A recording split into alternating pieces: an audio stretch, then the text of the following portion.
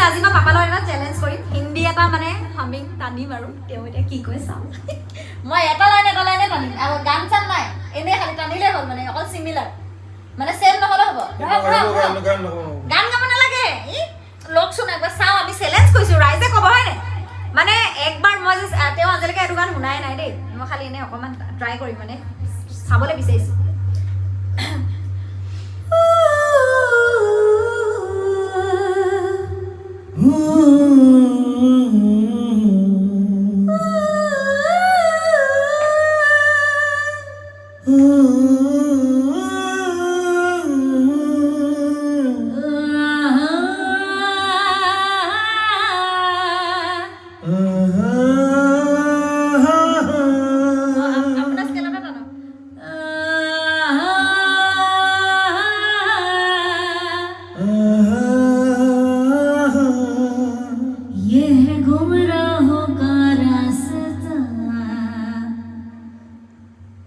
मुस्कान जुती है